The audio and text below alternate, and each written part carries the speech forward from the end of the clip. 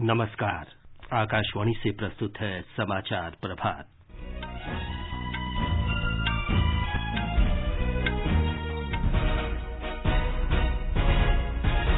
रक्षा मंत्री राजनाथ सिंह ने कहा, सीमावर्ती इलाकों में सामरिक दृष्टि से महत्वपूर्ण सड़कों, पुलों और सुरंगों के निर्माण में तेजी लाई जाएगी। भारत और अमेरिका ने हिंद प्रशांत क्षेत्र को स्वतंत्र, मुक्त और शांतिपूर्ण बनाने की प्रतिबद्धता दोहराई। भारत प्रति 10 लाख की आबादी पर कोविड रोगियों की सबसे कम संख्या वाले देशों में शामिल। देश में स्वस्थ होने की दर बढ़कर 61% से अधिक।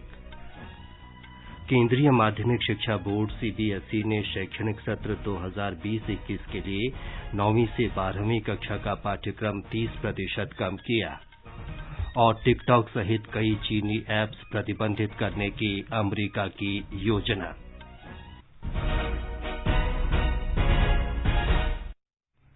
समाचार प्रभात में अपने सहयोगी आनंद श्रीवास्तव के साथ मैं विमलेंदु पांडे।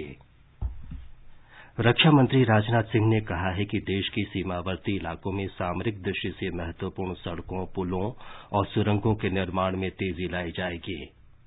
नई दिल्ली में कल उच्च स्तरीय बैठक में सीमा सड़क संगठन की बुनियादी ढांचे संबंधी परियोजनाओं की समीक्षा करते हुए उन्होंने कहा कि संगठन इस लक्ष्य को प्राप्त करने के लिए पूरे जोश के साथ काम कर रहा है। रक्षा मंत्री ने सीमा सड़क संगठन की उपलब्धियों की प्रशंसा की। उन्होंने कहा, सीमा सड़क संगठन को आधुनिकतम उपकरण और मशीनें उपलब्ध कराई गई हैं। उसने सीमेंट की सड़कें बनाने, सतह पर प्लास्टिक के उपयोग और ढलान पर मिट्टी के कटाव को रोकने जैसे कार्यों में सड़क निर्माण की आधुनिक विधियों को परीक्षण के बाद अपनाया है। स्वदेशी टेक्नोलॉजी से मॉड्यूलर पुल बनाने की टेक्नोलॉजी का भी सीमा सड़क संगठन ने सफलतापूर्वक परीक्षण किया है। इससे सीमावर्ती अग्रिम इलाकों में पुलों के निर्माण की क्षमता में क्रांतिकारी बदलाव आएगा। भारत और अमेरिका ने हिंद प्रशांत क्षेत्र को स्वतंत्र, मुक्त, समावेशी, शांतिपूर्ण और समृद्ध बनाने की दिशा में काम करने की प्रतिबद्धता दोहराई है। दोनों देशों ने संयुक्त राष्ट्र, विशेष रूप से सुरक्षा परिषद में भारत की स्थायी सदस्यता को लेकर सहयोग और प्रगाढ़ करने पर भी सहमति व्यक्त की। विदेश सचिव हर्षवर्धन श्रृंगला और अमेरिका में राजनीतिक मामलों के विदेश उपमंत्री डेविड हेले ने साझा हित के क्षेत्रीय और वैश्विक मामलों पर विचार विमर्श किया। ये वार्ता दोनों देशों के विदेश कार्यालयों के बीच कल वर्चुअल बैठक के माध्यम से हुई। बैठक में भारत अमेरिका व्यापार वैश्विक रणनीतिक साझेदारी के तहत राजनीतिक, आर्थिक, वाणिज्यिक, क्षेत्रीय और अंतर्राष्ट्रीय सहयोग सहित सभी मुद्दों की समीक्षा की गई। कोविड महामारी के संदर्भ में औषधि और टीका विकसित करने सहित द्विपक्षीय साझेदारी अधिक मजबूत करने पर सहमति व्यक्त की गई। दोनों देशों ने एक दूसरे के निरंतर संपर्क में रहने और 2+2 मंत्री स्तरीय वार्ता जैसी व्यवस्था से द्विपक्षीय एजेंडा आगे ले जाने पर भी सहमति व्यक्त की। सूत्रों ने बताया कि बैठक के दौरान भारत ने अमेरिका में केवल ऑनलाइन कक्षाओं के विद्यार्थियों को F1 वीजा का मुद्दा भी उठाया। बताया गया है कि अमेरिका ने इस विषय पर विचार करने और छात्रों के हितों और उनकी कठिनाइयां दूर करने के सभी उपाय करने का भरोसा दिलाया है। भारत प्रति 10 लाख जनसंख्या पर कोविड-19 के रोगियों की सबसे कम संख्या वाले देशों में शामिल है। स्वास्थ्य मंत्रालय ने बताया है कि विश्व स्वास्थ्य संगठन की स्थिति रिपोर्ट के अनुसार भारत में प्रति 10 लाख की जनसंख्या पर लगभग 505 कोरोना के मरीज हैं, जबकि वैश्विक औसत 1453 से अधिक है। मंत्रालय ने कहा है कि भारत ने इस महामारी से प्रभावी तरीके से निपटने के लिए अस्पतालों में बुनियादी सुविधाओं में काफी विस्तार किया है। इनमें ऑक्सीजन, आईसीयू और वेंटिलेटर की सुविधाएं शामिल हैं। स्वस्थ होने वालों की दर बढ़कर अब 61% से अधिक हो गई है। वर्तमान में 2,59,000 से अधिक लोगों का इलाज चल रहा है। मंत्रालय ने बताया है कि प्रतिदिन 2 लाख से अधिक नमूनों की जांच की जा रही है। कोविड महामारी की रोकथाम के लिए स्वदेशी टीका कोवैक्सीन भी वैश्विक दौड़ में शामिल है। भारतीय आयुर्विज्ञान अनुसंधान परिषद आईसीएमआर ने देश के 12 चिकित्सा संस्थानों को पत्र लिखकर मनुष्य पर टीके के परीक्षण का पहला चरण शुरू करने का आग्रह किया है। आईसीएमआर ने भारत बायोटेक इंटरनेशनल लिमिटेड के साथ मिलकर ये टीका तैयार किया है, जबकि जाइडस कैडिला नाम की कंपनी जाइकोव डी नाम का टीका तैयार करने में लगी है।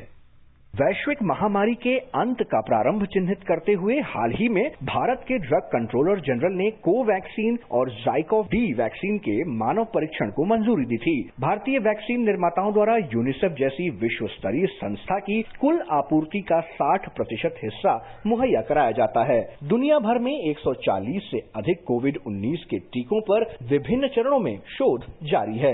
भारतीय संस्थाओं ने भी विश्व भर में कोरोना के खिलाफ वैश्विक महामारी से लड़ने के प्रयासों में कोई कसर नहीं छोड़ी है। देश भर के चुने हुए संस्थाओं में शुरू हो रहे हेल्थ वॉलंटियर्स के नामांकन के साथ ही दोनों भारतीय वैक्सीन उम्मीदवार परीक्षण के चरण में प्रवेश कर गए हैं। इनका परीक्षण 1125 स्वास्थ्य वॉलंटियर्स पर किया जाना है। टीकों का मूल्यांकन सुरक्षा, प्रतिरक्षण क्षमता और अन्य मानकों पर किया जाना है। पहले चरण के परीक्षण के लिए प्रस्तावित आयु समूह 18 से 55 वर्ष और द्वितीय चरण के लिए 12 से 65 वर्ष तय की गई है। आनंद चतुर्वेदी, आकाशवाणी समाचार, दिल्ली।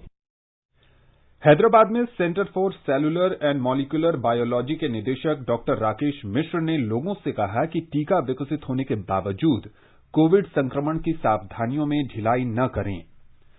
कोविड-19 पर आकाशवाणी के विशेष लाइव फोन इन कार्यक्रम में भाग लेते हुए वरिष्ठ स्वास्थ्य विशेषज्ञ डॉक्टर A.K. वार्ष्णेय ने कहा कि लोग बहुस्तरीय परत वाले घरों में बने कपड़ों के फेस मास्क का भी इस्तेमाल कर सकते हैं।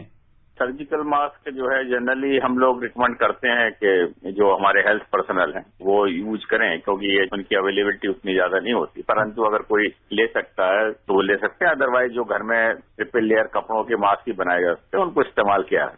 केंद्रीय माध्यमिक शिक्षा बोर्ड CBSE ने कोविड-19 लॉकडाउन के कारण हुई क्षति की पूर्ति के लिए 9वीं से 12वीं तक की कक्षा के पाठ्यक्रम में 30% तक की कटौती की है। मानव संसाधन विकास मंत्री रमेश पोखरियाल निशंक ने कहा कि मूल संदर्भ को बनाए रखते हुए पाठ्यक्रम को तर्कसंगत बनाने का फैसला किया गया है। उन्होंने कहा कि देश और दुनिया में असाधारण स्थिति है। CBSE को पाठ्यक्रम संशोधित करने और 9वीं से 12वीं तक के छात्रों पर बोझ कम करने की सलाह दी गई है। आकाशवाणी समाचार के साथ एक विशेष भेंट में अखिल भारतीय तकनीकी शिक्षा परिषद के अध्यक्ष professor doctor Anil D. Sahasrabuddhe ने कहा कि महामारी के दौरान ऑनलाइन शिक्षा पद्धति बहुत उपयोगी रही है। The online education had started 7-8 years ago, and in India it also picked up in a big way during last 3 years. But most of the institutions were not adopting it, and this pandemic has made everyone to rethink and start using it. In the post-corona era, when the colleges will reopen in the full form, still online will have its own value in terms of getting the best faculties, lectures available at our doorsteps. I think that is the power of technology which will be utilized. Doctor Sahasrabuddhe ने रोजगार परक शिक्षा के लिए कौशल प्रदान करने पर भी जोर दिया, जिसे विभिन्न तकनीकी माध्यमों से हासिल किया जा सकता है। उत्तर प्रदेश पुलिस के विशेष कार्यबल ने भगोड़े अपराधी विकास दुबे के एक निकट सहयोगी अमर दुबे को आज सुबह हमीरपुर जिले के मौदाहा में मुठभेड़ में मार गिराया। अमर दुबे कानपुर जिले में हाल के हत्याकांड का अभियुक्त था, जिसमें विकास दुबे और उसके गिरोह ने 8 पुलिसकर्मियों की हत्या कर दी थी। इस हत्याकांड के मुख्य अभियुक्त की धरपकड़ के लिए राज्य पुलिस और विशेष कार्यबल की कई टीमें बनाई गई हैं। उत्तर प्रदेश सरकार ने विकास दुबे के बारे में कोई भी सूचना देने वाले को 2.5 लाख रुपए का इनाम देने की भी घोषणा की है। जम्मू कश्मीर में अमरनाथ यात्रा सुचारू रूप से सुनिश्चित कराने के सभी आवश्यक प्रबंध किए जा रहे हैं। अनंतनाग के उपायुक्त कुलदीप कृष्ण सिद्धा ने व्यवस्थाओं को अंतिम रूप देने के लिए कल अधिकारियों और अभियंताओं के साथ बैठक की। उन्होंने अनंतनाग के मुख्य चिकित्सा अधिकारी और खंड चिकित्सा अधिकारी को सभी आवश्यक उपकरणों और सुविधाओं के साथ प्रस्तावित स्थल पर चिकित्सा शिविर लगाने का निर्देश दिया। नगर निगम समिति तथा खाद्य और उपभोक्ता कार्य विभागों को पूरे क्षेत्र में साफ सफाई और आवश्यक वस्तुओं की आपूर्ति सुनिश्चित करने का निर्देश दिया गया है। अमेरिका के विदेश मंत्री माइक पोम्पियो ने कहा है कि अमेरिका टिकटॉक सहित चीन के सोशल मीडिया ऐप पर प्रतिबंध लगाने पर विचार कर रहा है। एक टेलीविजन चैनल से बातचीत में उन्होंने कहा कि ये ऐप यूजर डेटा चीनी सरकार को उपलब्ध करा रहे हैं। अमेरिकी सांसदों ने इसे राष्ट्रीय सुरक्षा के लिए खतरा बताया था। उन्होंने चिंता व्यक्त की थी कि चीन की कम्युनिस्ट पार्टी घरेलू कंपनियों से संबंधित कानूनों पर नियंत्रण रखती है। श्री पोम्पियो की ये टिप्पणी कोरोना वायरस संक्रमण, हांगकांग में चीन की कार्रवाई और लगभग 2 वर्ष से जारी व्यापार संघर्ष को लेकर अमेरिका और चीन के बीच बढ़ते तनाव के बीच आई है। अमेरिका के सामरिक और सैन्य इतिहासकार डॉक्टर एडवर्ड लैटवॉक ने कहा है कि चीन की विस्तारवादी नीति उसके पड़ोसियों को उसका दुश्मन बना रही है। दूरदर्शन समाचार को एक इंटरव्यू में डॉक्टर लैटवॉक ने कहा कि भारत और प्रधानमंत्री मोदी ने लद्दाख और वास्तविक नियंत्रण रेखा पर अन्य इलाकों में बुनियादी ढांचे को मजबूत किया है। The expansionist pressure in general is not a tactical thing. It has a tactical expression. As we all know, one part of the story is that finally India is providing infrastructure in those areas and quite changing the balance of power. Bharat के सीमावर्ती इलाकों में बुनियादी ढांचे के विकास के प्रयासों की प्रशंसा करते हुए डॉक्टर लैटवॉक ने कहा कि भारत के अमेरिका, जापान, इस्राइल जैसे कई दोस्त हैं, जबकि चीन को सिर्फ पाकिस्तान का साथ मिल रहा है। उन्होंने कहा कि चीन जिस तरह का आचरण कर रहा है, उससे उसके पुराने साथी उससे दूर होते जा रहे हैं। Mr. Modi's focus on infrastructure, but his focus on infrastructure is very real. India has allies. China does not have allies, only Cambodia, because the Cambodians are squeezed by the Vietnamese. And the other ally it has is Pakistan. Since we had Pakistan as an ally, I can tell you that having an ally like Pakistan is borderline. Infosys के अध्यक्ष नंदन नीलेकणी ने कहा है कि मौजूदा वैश्विक परिस्थितियों से भारत को लाभ मिल सकता है, क्योंकि अधिक से अधिक देश चीन का विकल्प ढूंढ रहे हैं। उन्होंने कहा कि कोविड संकट भारत के सूचना प्रौद्योगिकी उद्योग के लिए नए अवसर पैदा करेगा। ये समाचार आकाशवाणी से प्रसारित किए जा रहे हैं। खुजली झटपट दूर करे, ओह जालिम लोशन, वही नाम वही काम, कुछ भी नहीं बदला। चर्म रोगों का दुश्मन जालिम लोशन। समाचार प्रभात में आपका फिर स्वागत है। आगे बढ़ने से पहले एक नजर फिर से मुख्य समाचारों पर। रक्षा मंत्री राजनाथ सिंह ने कहा, सीमावर्ती इलाकों में सामरिक दृष्टि से महत्वपूर्ण सड़कों, पुलों और सुरंगों के निर्माण में तेजी लाई जाएगी। भारत और अमेरिका ने हिंद प्रशांत क्षेत्र को स्वतंत्र, मुक्त और शांतिपूर्ण बनाने की प्रतिबद्धता दोहराई। भारत प्रति 10 लाख की आबादी पर कोविड रोगियों की सबसे कम संख्या वाले देशों में शामिल। देश में स्वस्थ होने की दर बढ़कर 61% से अधिक।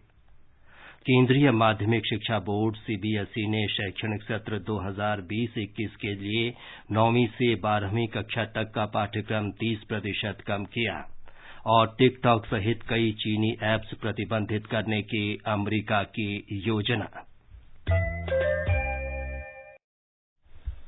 भारतीय वायुसेना पूर्वी लद्दाख क्षेत्र में वास्तविक नियंत्रण रेखा पर अत्यधिक सतर्कता बरत रही है। हिमालय के उत्तरी सीमांत पर बेहद ऊंचाई वाले दुर्गम स्थलों की चुनौतियों का सामना करने के लिए विशेष कौशल और विशेष विमानों की आवश्यकता होती है। वायुसेना को जो नए विमान मिले हैं, उससे वायु सैनिकों का मनोबल और बढ़ गया है। हमारे संवाददाता की रिपोर्ट। जब से पूर्वी लद्दाख में भारत और चीन के बीच वास्तविक नियंत्रण रेखा के साथ तनाव बढ़ी, तब से भारतीय वायुसेना लद्दाख में अपनी स्थिति को मजबूत कर दिया है। भारतीय वायुसेना को अपने ओर से अनुभव का लाभ केवल बचाव करने के लिए ही नहीं, बल्कि आवश्यकता पड़ने पर हमला करने के लिए भी है। इंडियन एयरफोर्स पूर्वी लद्दाख में स्टैंड ऑफ के बाद से प्रभावी रूप से दोहरी भूमिकाओं को निर्वहन कर रहा है। चीता और चेतक के अलावा सबसे मजबूत चिनूक, तेज और तकनीकी रूप से आधुनिक अपाचे हेलीकॉप्टर ने उच्च ऊंचाई वाले युद्ध क्षेत्रों में भारतीय वायुसेना को और मजबूत कर दिया है। चिनूक पायलट कहते हैं, जहाज का जो साइज है ये बाकी जहाजों से बहुत बड़ा है, तो इसमें क्षमता है कहीं ज्यादा लोड और कहीं ज्यादा हमारे सिपाही ले जाने की एक जगह से दूसरी जगह। तो हम उसको पूरी तरह एक्सप्लॉइट कर रहे हैं और हम दिन रात फ्लाई करके ये इंश्योर कर रहे हैं कि हम जितना ले जा सकें, जब भी आर्मी को जरूरत हो, एयरफोर्स को जरूरत हो, जहां से जितना लोड ले जा सके, दिन हो या रात हो, हम पूरी तरह से तैयार हैं। आकाशवाणी समाचार के लिए ले से रमेश चंद्रा। उत्तर प्रदेश के मुख्यमंत्री योगी आदित्यनाथ ने वर्षा और बिजली गिरने की घटनाओं में जान माल का नुकसान कम से कम करने के आवश्यक कदम उठाने का निर्देश दिया है। अधिकारियों से विभिन्न प्रचार माध्यमों से समय पर चेतावनी देने के लिए कहा गया है ताकि लोग जरूरी एहतियाती कदम उठा सकें। बिजली गिरने की घटनाओं से होने वाली धन और जन हानि को कम करने का निर्देश देते हुए मुख्यमंत्री योगी आदित्यनाथ ने इस बात पर जोर दिया कि ग्राम पंचायत स्तर पर पब्लिक एड्रेस सिस्टम का इस्तेमाल करके इस संबंध में लोगों को जागरूक किया जाए। उन्होंने कहा कि अगर बिजली गिरने की घटनाओं की पहले से जानकारी मिल सके तो इन्हें हर माध्यम से जनता के बीच प्रचारित किया जाए ताकि लोग अपनी रक्षा कर सकें। इस बीच राज्य के गन्ना विभाग ने अपने अधिकारियों और कर्मचारियों को गाइडलाइन जारी करते हुए किसानों को दामिनी ऐप डाउनलोड करने के लिए प्रेरित करने को कहा है। इस ऐप के जरिए मोबाइल में इस बात की जानकारी मिल जाती है कि किस जगह पर बिजली गिर सकती है। इससे व्यक्ति समय पर सुरक्षित स्थान पर पहुंच सकता है। विभागीय अधिकारियों को इस बात के भी निर्देश दिए गए हैं कि वो बिजली गिरने के समय उठाए जाने वाले कदमों की जानकारी अधिकतम लोगों तक पहुंचाएं। इन जानकारियों में किसानों को सलाह दी गई है कि वो खुले में न मौजूद रहें, पेड़ों के नीचे न खड़े हों, पहाड़ी पर न जाएं और बिजली गिरने के दौरान अन्य जरूरी सावधानियां बरतें। सुशील चंद्र तिवारी, आकाशवाणी समाचार, लखनऊ। आत्मनिर्भर भारत मंत्र का प्रभाव मध्य प्रदेश के गांवों में भी नजर आ रहा है। हमारी संवाददाता ने बताया है कि किसानों ने खेती बाड़ी की लागत कम करने के लिए स्थानीय स्तर पर कृषि उपकरणों का निर्माण शुरू कर दिया है। मध्य प्रदेश के मंदसौर जिले में किसानों ने मोटरसाइकिल का उपयोग करके जुगाड़ा नाम का एक अनोखा वाहन तैयार किया है। यह वाहन खरपतवार निकालने और खाद्यान्न को बाजार तक पहुंचाने के लिए बहुत उपयोगी है। ये जुगाड़ वाहन महज 20 से 30 हजार रूपये की लागत से तैयार किए जा रहे हैं। किसान धरियावत सिंह ने कहा कि जुगाड़ ने श्रम और मजदूरी की लागत में 50% की कमी की है। बेल को हमारे अभी तो बेल मिलते नहीं है, करीब 15,000 रुपये के 2 बेल और साल भर से चारा खिलाना पड़ता अपन को। तो उससे काम कम होता है। इसमें दिन भर में अपन काम चाहो जितना काम कर सकते हैं, 10 बीघा या 15 बीघा भी कवर करते सब। एक अन्य किसान राजू ने बताया कि अब हम तकनीकी खेती कर रहे हैं। इसमें केवल 2 आदमी चाहिए, एक चलाने वाला और कुछ ये खोर निकालने वाला, बस 2 आदमी। और अपन वो हाथ का कल्पा चलाते उसमें करीबन 7 जने चाहिए। उसमें इसमें तो काफी अंतर है। मैकेनिक यूसुफ का कहना है कि एक बार काम पूरा होने के बाद इसे फिर से मोटरसाइकिल के रूप में इस्तेमाल किया जा सकता है। समय की बचत भी है, पैसे की भी बचत है, मजदूर की बचत है। मंदसौर जिले के किसानों ने आपदा को अनुसंधान में बदलकर एक मिसाल कायम की है। अब इस अनुसंधान को अवसर में बदलने की जरूरत है। मंदसौर से दीपक शर्मा के साथ संजीव शर्मा, आकाशवाणी समाचार, भोपाल। झारखंड में पिछले 24 घंटों में कोरोना के 173 नए मरीजों का पता चला है। इसके साथ ही राज्य में संक्रमित लोगों की कुल संख्या 3043 हो गई है। एक मंत्री और एक विधायक में भी कल कोरोना वायरस की पुष्टि हुई। एक रिपोर्ट।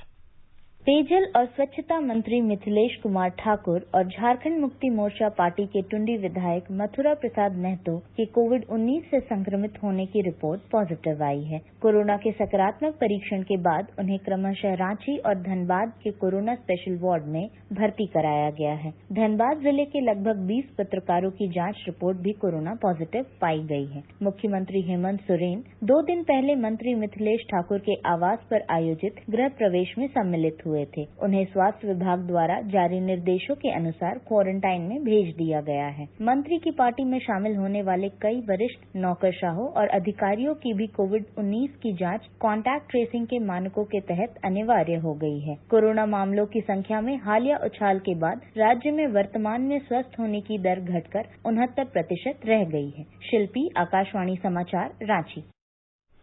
गुजरात में कोविड-19 संक्रमितों की संख्या 37,636 हो गई है। पिछले 24 घंटे में राज्य में 778 नए रोगियों का पता लगा है। गुजरात में सामने आए संक्रमण के 778 नए मामलों में से सबसे अधिक 204 मामले सूरत में दर्ज किए गए, जबकि अहमदाबाद में 172 मामले सामने आए। आधिकारिक सूत्रों के अनुसार राज्य में कुल 8,913 सक्रिय मामलों में से 61 मरीजों की स्थिति गंभीर है और उन्हें वेंटिलेटर पर रखा गया है। पिछले 24 घंटों में राज्य में 421 मरीजों को छुट्टी दी गई। इसके साथ ही ठीक होकर छुट्टी पाने वाले मरीजों की कुल संख्या 26,744 हो गई है। राज्य में अब तक 4,25,000 से अधिक लोगों का कोविड-19 के लिए परीक्षण किया जा चुका है। इस बीच राज्य सरकार ने डॉक्टरों को टोसिलीजुमेब और रेमडेसिविर इंजेक्शनों का विवेकपूर्ण उपयोग करने की हिदायत दी है। राज्य के खाद्य एवं औषधि नियंत्रण प्रशासन के आयुक्त डॉक्टर हेमंत कोशिया ने एक आधिकारिक विज्ञप्ति में कहा कि इन दोनों इंजेक्शन की आपूर्ति कम है और डॉक्टरों को उनकी सिफारिश ICMR की मार्गदर्शिका के अनुसार करनी चाहिए। योगेश पंड्या, आकाशवाणी समाचार, अहमदाबाद। राजस्थान में कल 716 लोगों में कोविड-19 की पुष्टि हुई। पिछले 4 दिनों में औसत रूप से 588 लोग इस महामारी से संक्रमित पाए गए। पिछले कुछ दिनों में पश्चिमी राजस्थान में तेजी से संक्रमण फैला है। कल जोधपुर में सबसे ज्यादा 183 लोग संक्रमित पाए गए। वहीं बीकानेर में भी 112 रोगियों का पता चला है। जयपुर में एसएमएस अस्पताल के 3 डॉक्टरों समेत 71 लोगों में संक्रमण की पुष्टि हुई। इसके अलावा सीकर, सिरोही, जालोर, अलवर, नागौर तथा बाड़मेर में भी 25 से ज्यादा संक्रमित पाए गए। शादी और मृत्यु भोज जैसे कार्यक्रमों से संक्रमण फैलने के कई मामले सामने आए हैं, जिसके बाद प्रशासन ने निगरानी बढ़ा दी है। कई जिलों में जिला प्रशासन ने शादी में 50 से ज्यादा लोगों के शामिल होने पर कार्रवाई भी की है। वहीं प्रतिबंध के बावजूद मृत्यु भोज के आयोजनों को सख्ती से रोकने के लिए आदेश जारी किए गए हैं। इस बीच कई दिनों बाद राज्य में सक्रिय मामलों की संख्या 4000 के पार पहुंच गई है। वहीं रिकवरी रेट भी घटकर 77.43 पर आ गई है। जितेंद्र द्विवेदी, आकाशवाणी समाचार, जयपुर। बृहन्मुंबई नगर पालिका ने कोरोना वायरस रोगियों की जांच के लिए नए दिशा निर्देश जारी किए हैं। ये कोविड-19 की जांच से संबंधित राज्य की व्यापक नीति का हिस्सा है। एक रिपोर्ट। मुंबई नागरिक निकाय द्वारा जारी किए गए ताजा दिशा निर्देश कहते हैं कि आईसीएमआर निर्देशानुसार किसी भी व्यक्ति का आरटीपीसीआर परीक्षण करने के लिए लैब्स को अनुमति है। हालांकि ऐसे व्यक्ति जिनमें कोविड के लक्षण स्पष्ट रूप से दिखाई दे रहे हैं और जिनमें न दिखाई दे रहे हो कि कोविड प्रशिक्षण के लिए किसी भी पर्चे या स्वयं घोषणा पत्र की आवश्यकता नहीं होगी। कोविड परीक्षण के लिए केवल आरटीपीसीआर के होम स्वैब कलेक्शन की अनुमति है और इसके लिए कोई पर्चे की जरूरत नहीं है। आरटीपीसीआर के साथ नए अधिग्रहित rapid point of care detection antigen test का उपयोग आईसीएमआर निर्देशानुसार कंटेनमेंट जोन, हॉटस्पॉट या अस्पतालों में किया जाना चाहिए। सोनाली घड़ियाल पाटिल, आकाशवाणी समाचार, मुंबई। पंजाब आने वाले सभी यात्रियों के लिए आज से ई पंजीकरण की प्रक्रिया अनिवार्य कर दी गई है। यात्रियों को राज्य में प्रवेश करने से पहले कोवा ऐप या राज्य सरकार की आधिकारिक वेबसाइट के माध्यम से ऑनलाइन पंजीकरण कराना होगा। हमारे संवाददाता ने बताया है कि ई पंजीकरण का उद्देश्य सीमा चौकियों पर भीड़-भाड़ और लंबी पंक्तियों के कारण यात्रियों को असुविधा से बचाना है। पंजाब की यात्रा करने वालों के लिए ई रजिस्ट्रेशन की प्रक्रिया रात्रि से लागू हो गई है। पंजाब सरकार के आदेशानुसार यात्रियों को कोवा ऐप या वेब लिंक kova.punjab.gov.in के माध्यम से खुद का पंजीकरण करना होगा। कोवा ऐप एप्पल स्टोर या गूगल प्ले स्टोर से डाउनलोड की जा सकती है। पंजीकरण के बाद यात्री को SMS के माध्यम से एक लिंक मिलेगा, जिस पर क्लिक करके QR कोड वाला एक प्रिंट लेना होगा। तिपहिया और चौपहिया वाहन पर आने वाले यात्री गाड़ी की विंड स्क्रीन की बाईं तरफ इसको चिपकाएंगे या फिर डैशबोर्ड पर इसको रखना अनिवार्य होगा। सीमा पर बने निरीक्षण स्थलों पर कर्मचारी इस प्रिंट का QR कोड स्कैन करेंगे, जिसके बाद स्वास्थ्य की जांच भी होगी। यात्री में कोविड के लक्षण पाए जाने पर वहां मौजूद कर्मचारी उसका मार्गदर्शन करेंगे। राज्य के ही रहने वाले बिना लक्षण वाले निवासियों को निरीक्षण चौकी पार करने के बाद अपने घर में संगरोध में रहना अनिवार्य किया गया है। अश्विनी कुमार शर्मा, आकाशवाणी समाचार, चंडीगढ़। तमिलनाडु के मुख्यमंत्री इडापड़ी पलनीसामी ने फिर कहा है कि राज्य में कोविड का सामुदायिक प्रसार नहीं है। उन्होंने कल शाम चेन्नई के गिंडी इलाके में कोविड अस्पताल का उद्घाटन किया। बाद में संवाददाताओं से बातचीत में मुख्यमंत्री ने कहा कि राज्य में कोविड संक्रमण का प्रभाव कम हो रहा है। ब्यौरा हमारे संवाददाता से।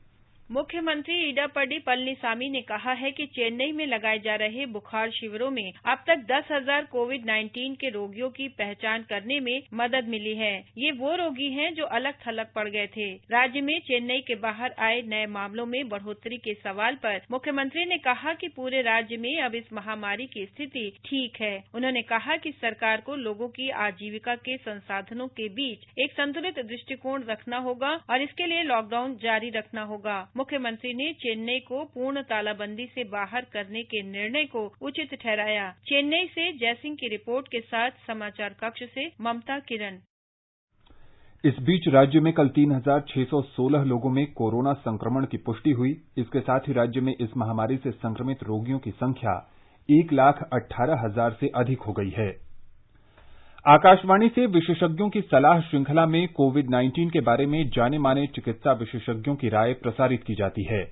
आकाशवाणी समाचार से बातचीत में अखिल भारतीय आयुर्विज्ञान संस्थान के एनेस्थीसियोलॉजी विभाग की डॉक्टर एस राजेश्वरी ने कोरोना संक्रमण से बचने के लिए लोगों को घर में रहने और साफ सफाई के निर्देशों का पालन करने की सलाह दी है। We have seen that there is a severe shortage of ICU facilities in the most developed of countries. And in order that we do not face the same calamity in our country, it is vital that we do not stress the health system by becoming more sick and bringing more patients. And for this, I urge that you must stay at home and must maintain hand hygiene to reduce the number of patients coming into the hospital. संकल्प पर्व के सिलसिले में संस्कृति मंत्री प्रहलाद सिंह पटेल ने कल दिल्ली में किला राय पिथौरा और भारतीय राष्ट्रीय अभिलेखागार में पौधे लगाए। किला राय पिथौरा के अपने दौरे में श्री पटेल ने इस ऐतिहासिक स्मारक के जीर्णोद्धार कार्य का भी जायजा लिया। राष्ट्रीय अभिलेखागार में उन्होंने दस्तावेज संरक्षण कार्य की समीक्षा की। श्री पटेल ने कहा कि प्रधानमंत्री नरेंद्र मोदी के आह्वान पर संस्कृति मंत्रालय 28 जून से 12 जुलाई तक संकल्प पर्व का आयोजन कर रहा है। और अब एक नजर आज के मौसम के पूर्वानुमान पर।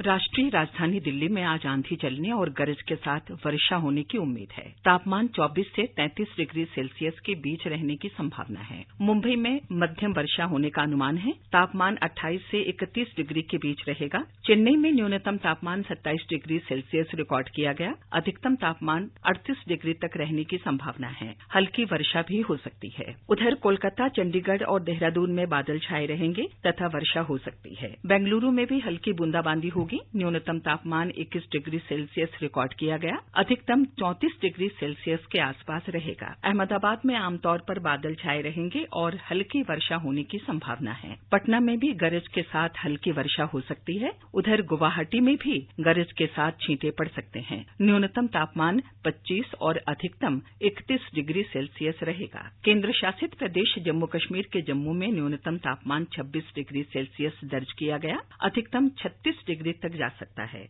श्रीनगर में तापमान 16 से 32 डिग्री सेल्सियस के बीच रहेगा। आसमान साफ रहेगा, लेकिन दोपहर बाद आंशिक रूप से बादल घिर सकते हैं। गिलगित में भी दोपहर बाद बादल घिरने के आसार हैं। तापमान 14 से 36 डिग्री सेल्सियस के बीच रहेगा। मुजफ्फराबाद में आसमान साफ रहेगा, लेकिन शाम तक आंशिक रूप से बादल घिरेंगे। न्यूनतम तापमान 21 डिग्री सेल्सियस रिकॉर्ड किया गया। अधिकतम 37 डिग्री सेल्सियस तक रहने का अनुमान है। समाचार कक्ष से मैं आशा निवेदी। ये समाचार हमारी वेबसाइट newsonair.com/hindi पर भी उपलब्ध हैं। और आनंद, अब बताएं कि आज के समाचार पत्रों में क्या विशेष है। जी विमलेंदु, आज के अधिकतर अखबारों ने गलवान घाटी सहित अन्य इलाकों से भी चीनी सैनिकों के पीछे हटने की खबर को अहमियत दी है। जनसत्ता की सुर्खी है, चीन के साथ भारतीय सैनिक भी पीछे हटे। हॉट स्प्रिंग्स और गोगरा में चीन ने ढांचे हटाए। पैंगोंग को लेकर अभी स्थिति साफ नहीं। सैनिकों की वापसी के मानक तय किए गए। नवभारत टाइम्स का कहना है, बात करने को चीन बेताब, लेकिन भारत पहले परखेगा हालात। मित्र देशों को किया अपडेट।